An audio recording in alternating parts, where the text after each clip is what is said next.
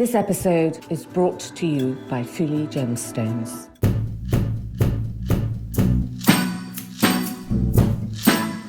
I think people want a show, but not one which is about money and extraordinary expense and over-grandisement, but just things of beauty. I think nobody's going to argue that beauty should be a significant part of this event. Welcome to If Jewels Could Talk.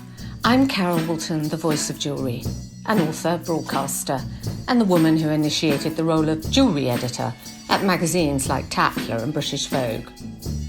This is a podcast for everyone, for people who do like jewellery, for people who don't realise they like jewellery, and anyone intrigued by fascinating facts, new ideas, and forgotten histories.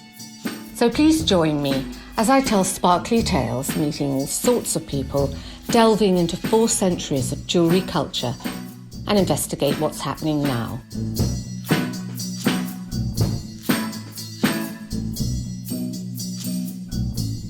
Welcome to If Jewels Could Talk. I am very delighted this morning that we have the world's most renowned fashion journalist with us, the great Suzy Menkes, whose knowledge about fashion as well as jewellery, with her decades of experience, makes her the perfect person for us to talk about royal jewels, not least because Suzy, as well as being a prolific journalist, is the author of several books on fashion and jewellery, and the definitive book called The Royal Jewels, which we'll talk about a little later. And she has 700,000 followers on her Instagram account. And as Stephen Jones, the milliner, says, Suzy is fashion. She is the benchmark by which all others are judged.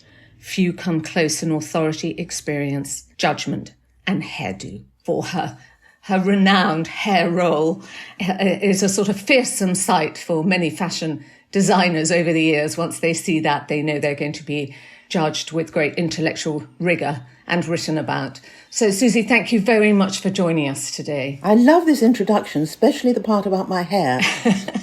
And I loved what you posted the other day, a picture of yourself, just as Dame Mary Quant had died, wearing a miniskirt and very snazzy white boots, as you were the first female editor of the Varsity newspaper at Cambridge. Yes, it's extraordinary thinking back to that era, but I do think that there are moments with fashion and also with jewellery when what is being seen reflects absolutely what's going on in the world. And of course, we never see it at the time. You only see it afterwards and understand it afterwards. But it is interesting, and I certainly was fascinated to think of this short skirt, which, I mean, is nothing now. But I remember my mother being very dubious about the idea that I was showing so much leg, and I'm sure mothers all over the world said the same thing.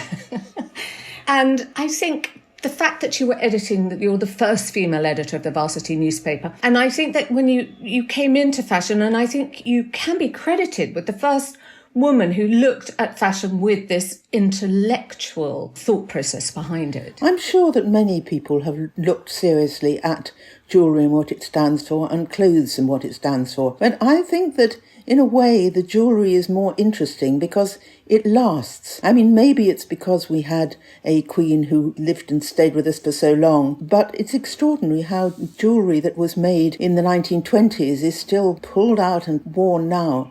And I don't think that there are many other things you can say that about. And even my clothes that we just talked about from the 1960s, well, you can't find them now. And if you did, they'd be tatty and nobody would want to wear them, maybe. Whereas jewellery can look as fresh as the day it was made. But what we want to talk to you today, we want to plug this sort of information that you have accrued over many years to write the book Royal Jewels. And firstly, I wanted a little historic background to where all these sumptuous jewels came from and how they came into the royal family. If you ask me to say one word to describe the attitude of the members of the royal family and people who work for them, as one rarely speaks to the actual people themselves, I would say that the word that summed it all up is vague. If you actually ask people where jewellery came from when they first saw it, and they'd say, yes, now that's such a good question. When was it? It was certainly, yes, I remember. And then it would go off into a flow of words which meant absolutely nothing. Somebody somebody somewhere must have a list of when the jewels came into the family. They must have it, but I don't know who it is. I don't know whether this is passed on from generation to generation, and I don't think anybody does. I think it's one of these strange secrets. It's amazing, isn't it? I mean, I suppose we know that Queen Mary loved jewellery. We know that there are certain things that are passed down, but I guess, as you're saying, that there is no definitive note with each thing as to where it came and how it came into the family. There might be. Somebody might have done all this, but I have not seen it, and I haven't seen it in somebody writing about it, a journalist who has seen these words. So it is very much something that's not discussed. And in a way I can see why, because some of the pieces are dubious, really, the origin. They came from India, and I wouldn't say they were stolen, but they were perhaps given and taken by the British royal family, and in a way they weren't stealing it, that is quite the wrong word to use, but they were taking over at that time a country in which they found jewels an attractive thing to take with them to go back to England. And I suppose they were gifted. I mean, people wanted to please the monarch at the time and would give sort of these great sumptuous gifts to them. But were they giving them to the crown, or were they giving them to the person who represented the crown? Well, that, of course, is the big question. And I think it's hard to understand how different people felt about it. I think the Queen herself was sort of impeccable. She basically wore the jewellery, making you feel that perhaps she would rather be with her horses riding along than she was going to some sumptuous dinner with fabulous jewels. There wasn't a sense with her, as there is with other people, that there's something about jewellery which really lifts the heart and the soul and is something fascinating. So she was a great keeper of it. She was also very kind of respectful, wasn't she, of remembering where she was given particular gifts, and she's worn them when she revisits the country or the president, or if there's a state banquet and she's honouring that country, she would wear those pieces, wouldn't she? Yes, definitely. And probably that's the only time she'd wear them, because we don't often see the Queen wearing things that we're not used to. And I don't know what she's passed on to the next generation. I mean, that's interesting, because Camilla absolutely loves jewellery. And she wears a great deal of it, and she has worn and chosen many pieces that are quite dramatic, I would describe them as, and a lot of diamonds flashing around. And that is quite different from other members of the family who don't really seem to be so interested. But I mean, 'twas ever thus. Don't we know this in our own families, in our own friends? Some people are crazy for jewellery and some really prefer the horses.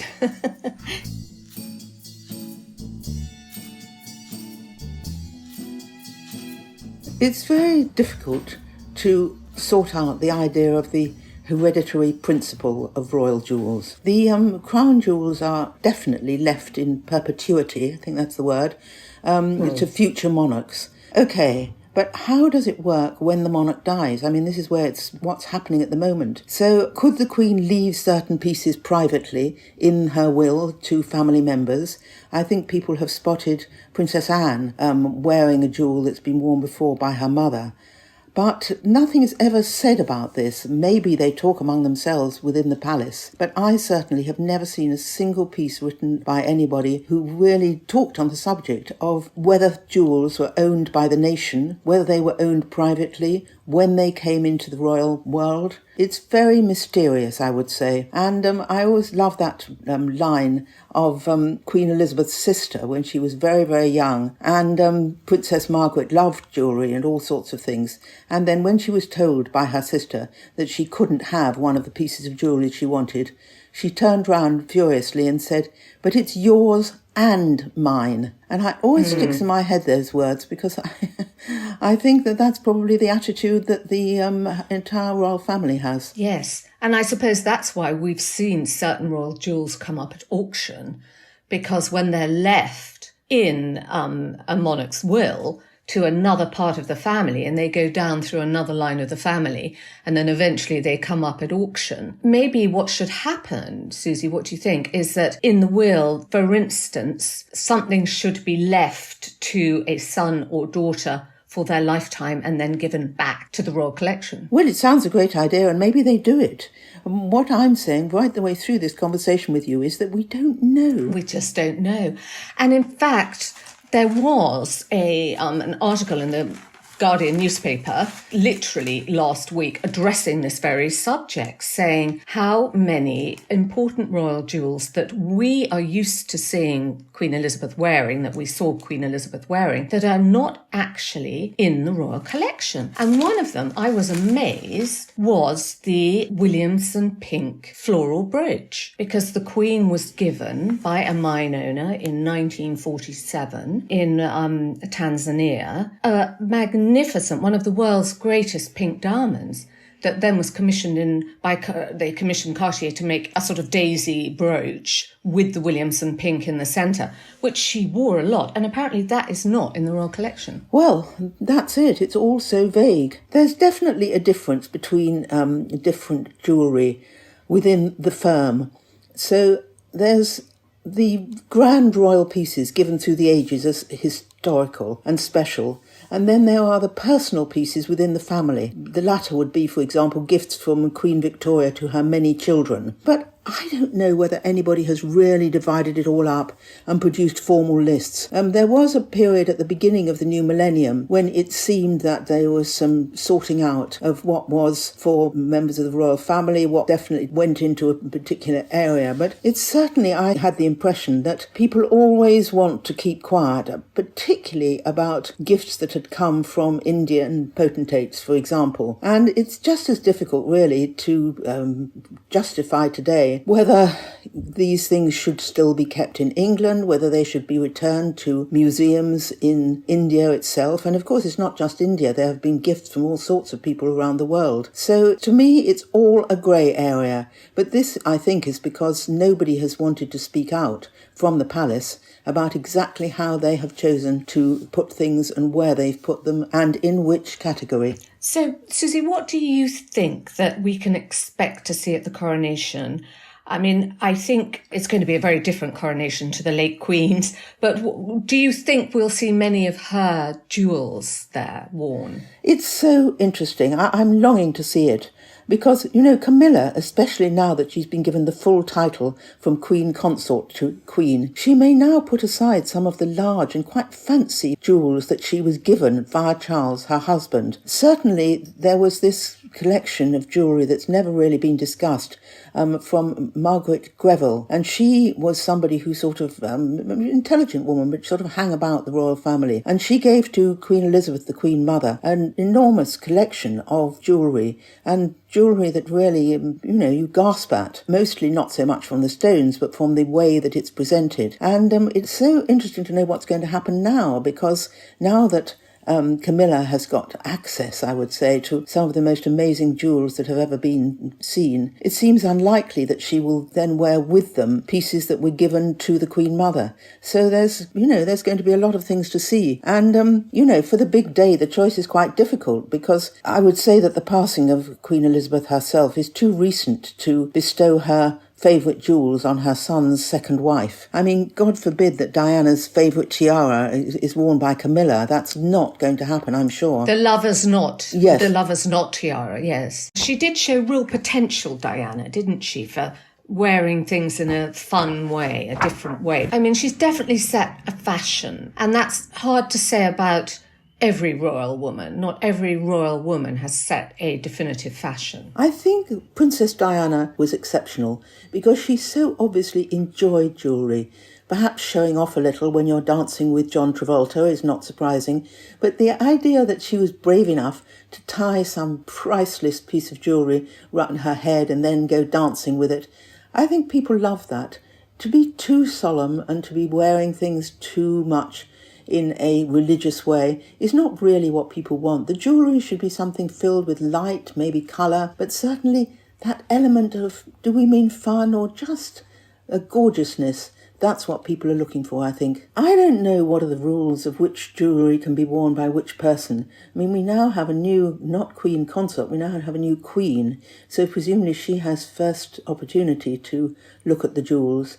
But we would imagine that the next in line to the throne's wife would be something that was very special. So will we see Catherine wearing jewellery that is more dramatic, that is more personal to her?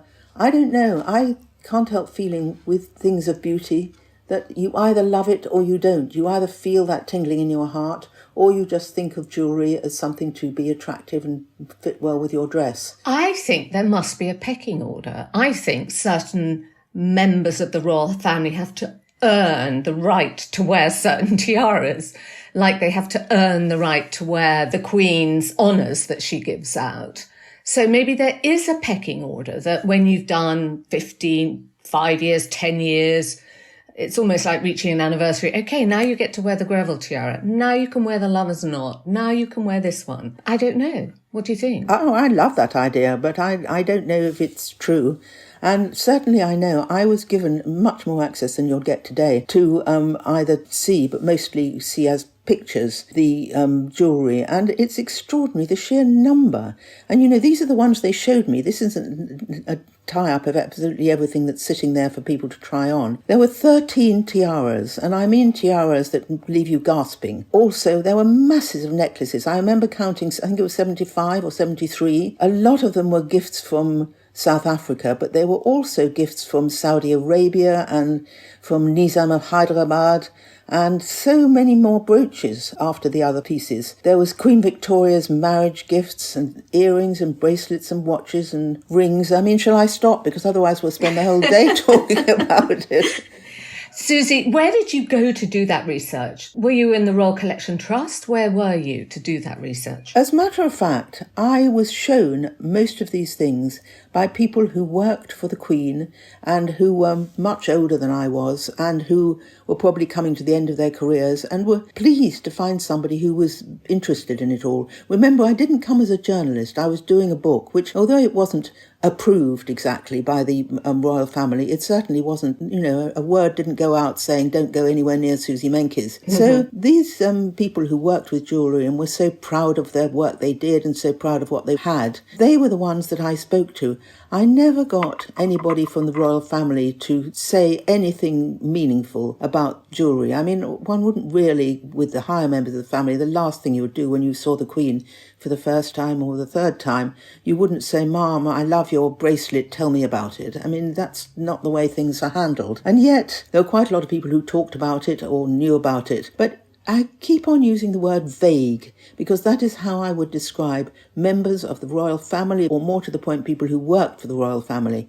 Vague, no clarity as to which jewels were going to be passed on perhaps to Princess Anne, which jewels were going to be quietly and subtly sent back to the country that they came from. No discussions of any kind. What's quite interesting, actually, to confirm that fact, Suzy, is that in your book, and you just said now that you saw 13 dazzling tiaras, I have had the Deputy Surveyor of the Queen's Works of Art and Jewellery on the podcast, and I asked her the question, how many tiaras are there? And she said, I'm really sorry, but I can't answer that question. I don't know. Well, I'm not surprised. It all goes back to the words of Princess Margaret when she said, it's yours and mine.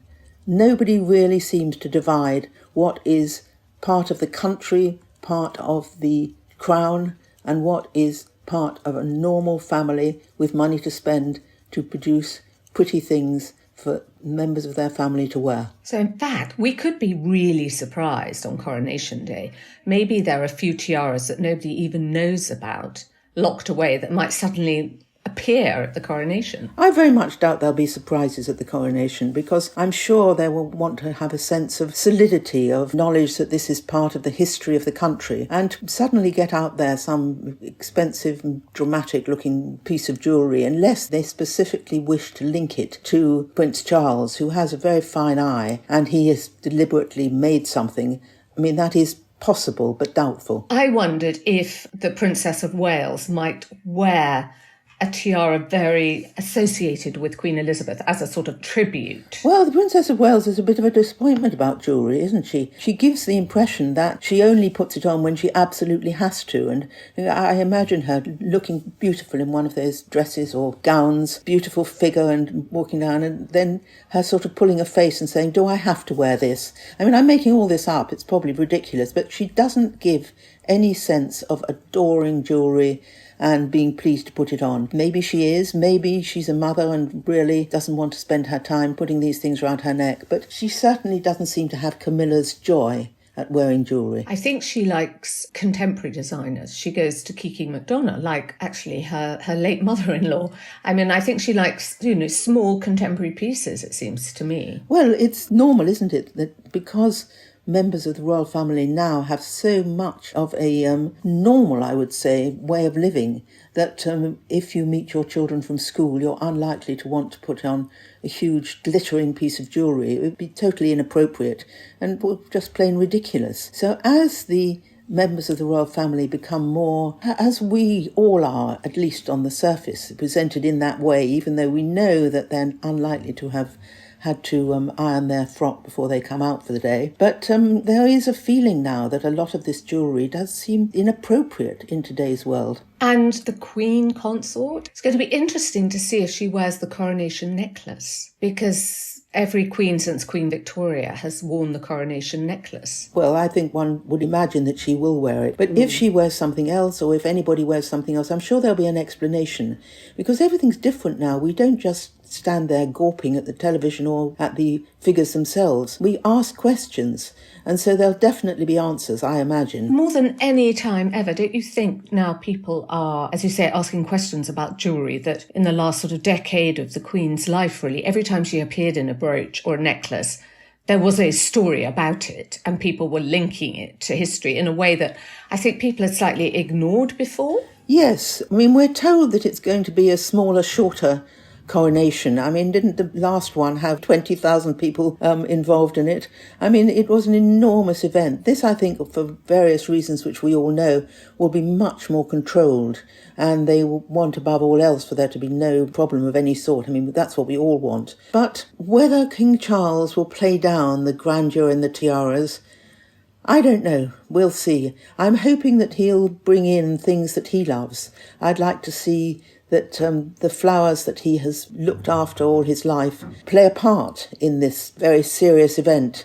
And I think that he himself is somebody with... I'm sure he would want to play down the grandeur and the tiaras. It's not his type of thing. So I would think that he himself will have discouraged anybody from being too... not frivolous exactly, but too showy. I think maybe it'll be the immediate royal family wearing tiaras, but I think guests will be in hats and just sort of nice frocks, but not like the Queen's coronation when everyone was in the evening dress, full tiaras, coronation robes, ermine. I don't think that will happen. I think that everybody is so nervous now of what they should wear, what they shouldn't wear, what they should encourage people to wear otherwise. I think people want a show, but not one which is about money and extraordinary expense and over-grandisement, but just things of beauty. I think nobody's going to argue that beauty should be a significant part of this event. Do you have any recollection of the Queen's coronation? Were you too young to remember anything or what your family said about it? Oh, it was so sad.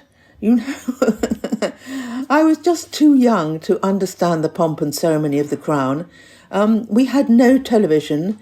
I lived down in Sussex, and it all seemed really very far away. It was part of a world which I hadn't really understood what it was yet. So I missed out on it. Isn't that sad? And now I've had to wait 70 years to see it all. I know, because you just sort of read stories that everyone crowded into other people's houses to watch it on a small black and white television. And now you think people will watch it on the hoof on their telephones. It's going to be a very different event. It is going to be a different event, but I think that the death of Her Majesty made us realise how people wanted to keep their connection to the crown. I mean, those people who waited for 24 hours on the street and in the garden to pay tribute to the Queen and her long reign. I don't think anyone would really have expected that. I don't know if it was planned, but it was something that hit the heart.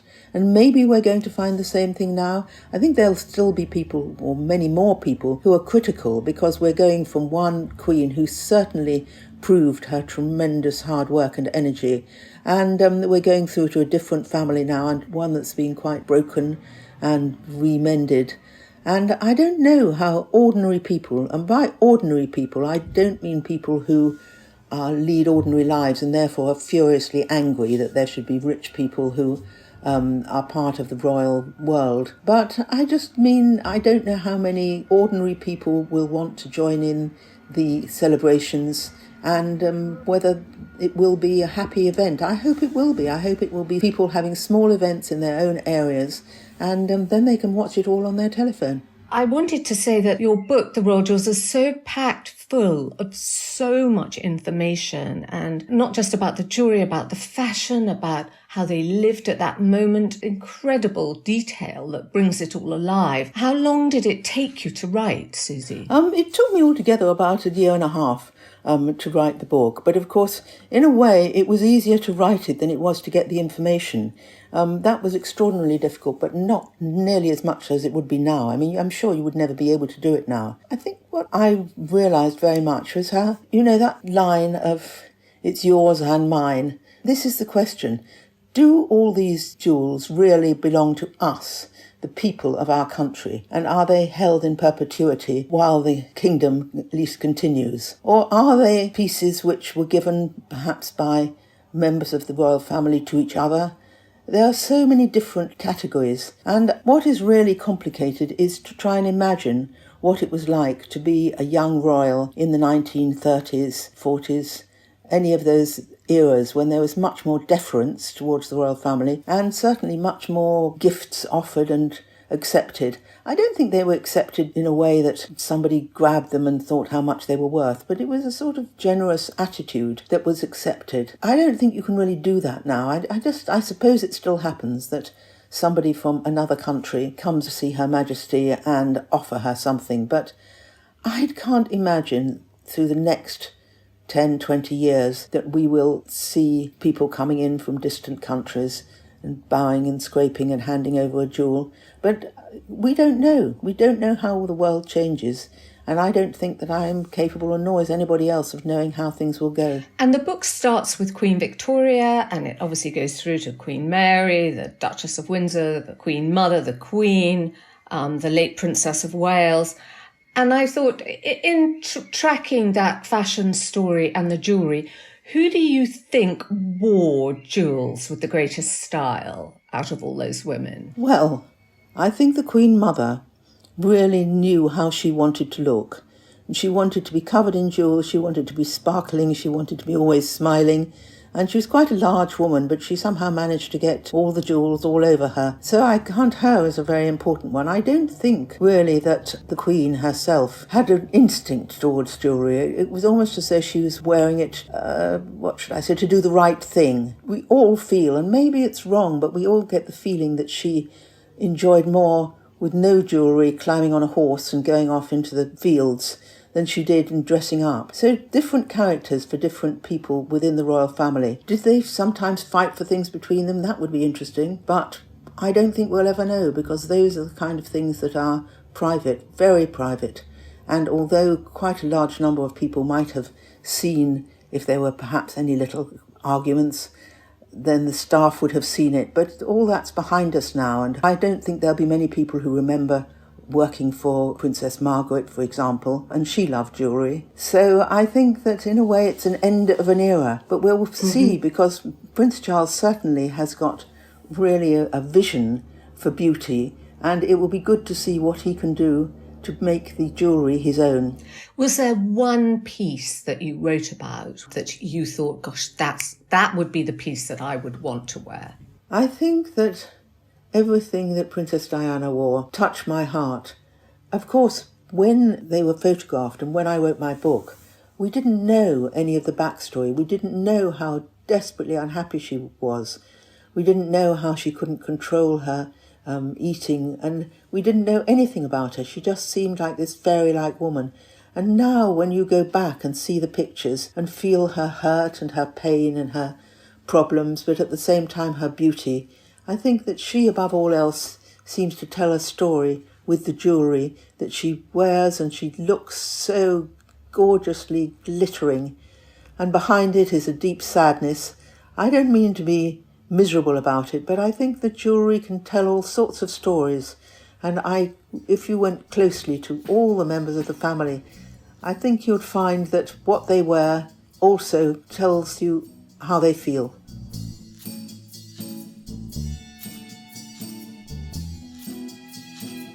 There was it's just as amazing how, in a way, history repeats, because in your book, because I think when you talk about the Queen Consort and her love of jewellery, and as far as we understand, she's appeared over the years in new pieces that apparently the king has commissioned for her because he loves jewellery too.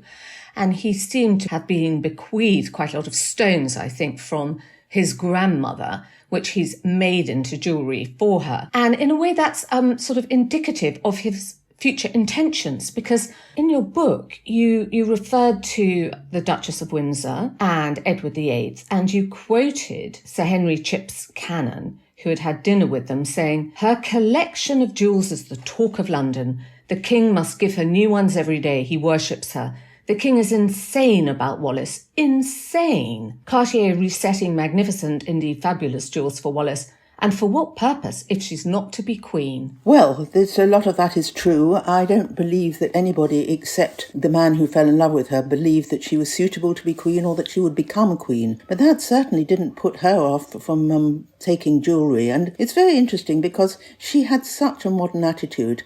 And I think that really it's interesting that both her and her partner obviously loved the idea of jewellery as something that was new and fresh. It wasn't, at least it seemed to me, for either of them, the importance of wearing something that had been worn by Queen Victoria X number of years ago. It was something that she loved particularly, but also he loved to see her wearing. So that was a love story for jewellery, and the rest of the love story we know. It was partly beautiful and partly sad. But it was quite interesting in the way that he was giving her so many gifts of jewels, with his intention of wanting her to be his queen consort, in the same way that our present king has done with his queen consort. It's difficult to know with so much hindsight exactly how the future king, as he was at the beginning, felt about it. He never really in his life seemed to show a sign of being wanting to be king or trying to be a king. And I don't know in terms of the jewellery, I would love to know whether they worked together, he and his partner, to do jewellery. Cartier did a lot of jewellery, and what came along were jewels that had been given to the crown or had been grabbed by the crown, it might be said. But this kind of pieces of jewellery certainly came from somewhere, because when you're talking about big stones, even back then they would have been enormous. And it looks as though the future king, as he was then, would go to Cartier or another jeweller and give the stones and have them made into something either elaborate or modern. But there was a connection there. But it's dubious. I think I've used that word before, because whose right was it really to have these jewels? They were given from India by people who thought that this was a future king they were giving it to. And then when he left the kingdom in England, it's hard to see why he had the right to take the jewels with him. But these are things that I think people listening to this in their own families might have heard this story. It's something really that is one of the oldest things in the world. He took my jewellery, she took my jewellery.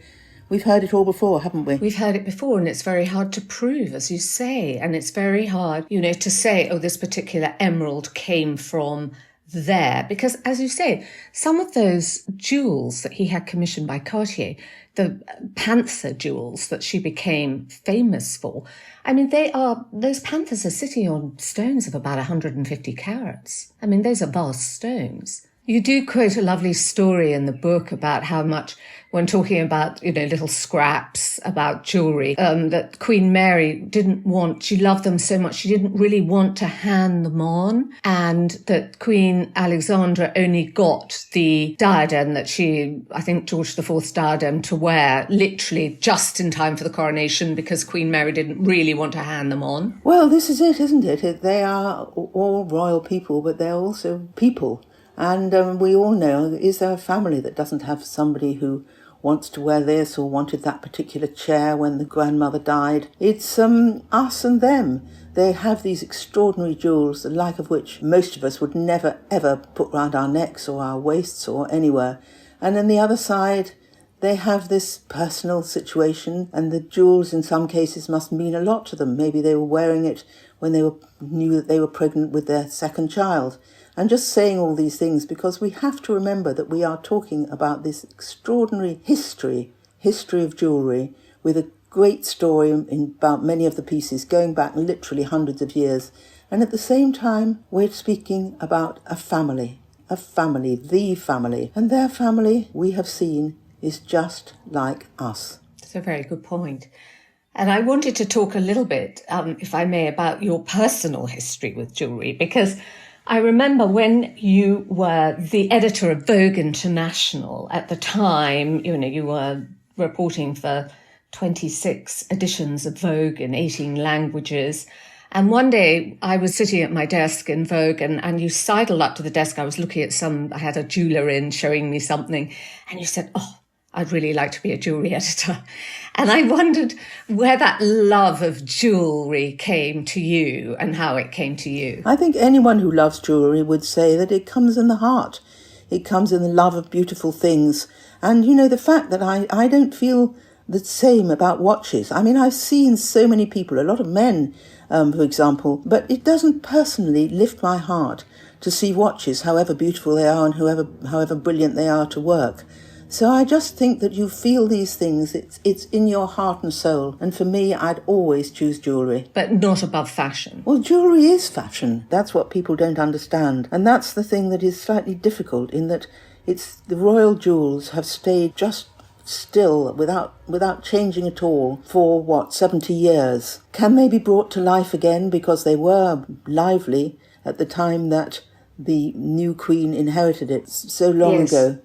And it's interesting. I consider that jewellery is part of fashion, and I always will feel like that. And when you look at how people dress, they obviously feel it too. What interests me, do you think that men are starting to wear jewellery a lot in the world of today? So maybe we'll see Prince Charles wearing lots of jewellery. Now that will be interesting. That would be, and I'd love him to wear the Coronation necklace. That would be a statement.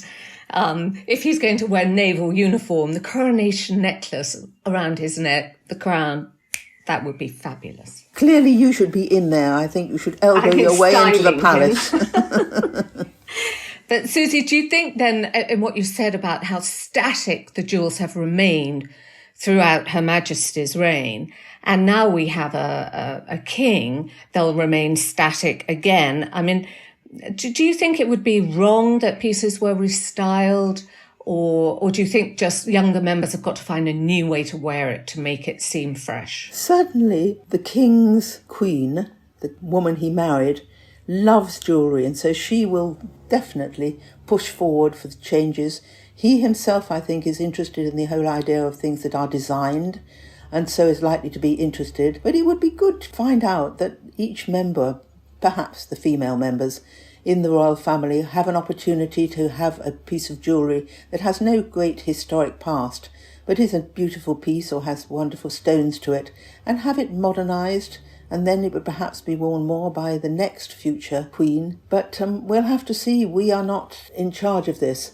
And one thing I do think that we've been talking about before is that it's difficult for the royal family now. People see jewellery so much as money, as wealth, as being worth a great deal, and that's going to be the first question. So the new king wore this, that and the other clothing, and people will add some amazing piece of jewellery that is worn by the new king. And really it's not about that. It should be about beauty and symbolism and all sorts of things that aren't so much in fashion today. Thank you. I think that's a perfect way that we should look at it on the day of the coronation. So thank you very much, Suzy. Thank you for sharing that and your experiences of the royal jewels. It's been fun talking to you, and I'm like everybody else. I'm going to be glued to the television to try and see in detail and close up exactly what is being worn in the jewellery. Thank you.